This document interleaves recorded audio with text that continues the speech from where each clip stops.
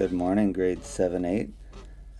Today we're going to have a look at tree diagrams. Tree diagrams are a good way to organize figuring out all of the possible outcomes for a probability question. So we're going to look at two examples from the textbook. Grade 8, I would recommend you follow along with this, and then there are some steps that the grade 8s are going to do today. But tree diagrams follow the same theory, but some things change in terms of what the titles are at the top. So let's look at this first example. It says determine the probability that a family with 4 children will have all girls. So when we make a tree diagram, we have to describe each event across the top, all right? And then the final column is always what the possible outcomes are. Once we get that part, if we get that right, the rest of it becomes pretty easy. So in this case, when a family has a child, there's 2 possible outcomes, a boy or a girl. So the first child would be boy or girl, so that's 2 possible outcomes.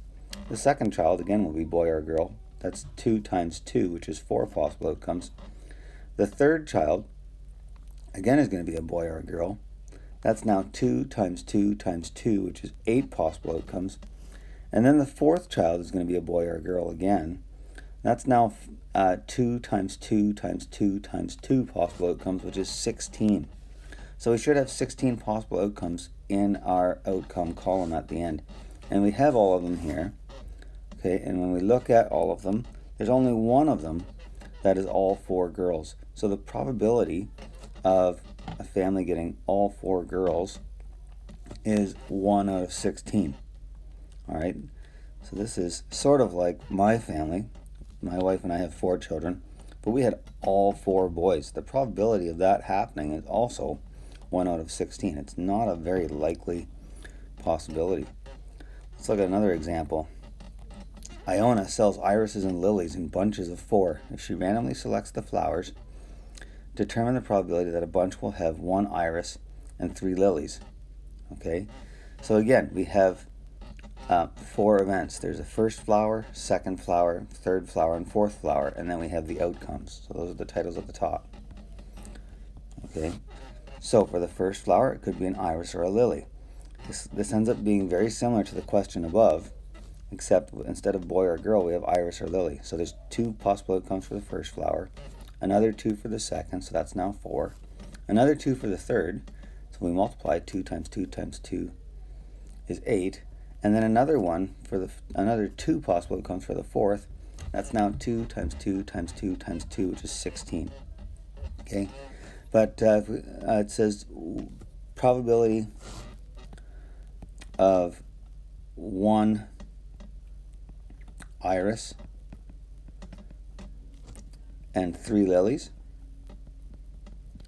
So let's go through here and highlight all of the possible outcomes that have 1 I and 3 L's. So there's a 1 I and 3 L's. And here's a 1 I and 3 L's. Here's another 1 I and 3 L's.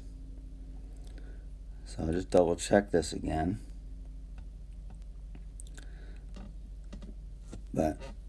So we have 3 of the possible outcomes that have 1 iris and 3 lilies. So that's going to be 3 over 16. Okay, now we could change that to a decimal by dividing 3 by 16. So I'm just going to get that on my calculator. It's going to be a little less than a quarter. So 3 divided by 16 is equal to 0.19. Okay, and that would also be equal to 19%. All right, one question we're going to do together from scratch. Draw a tree diagram to show all the possible outcomes of tossing a coin 3 times.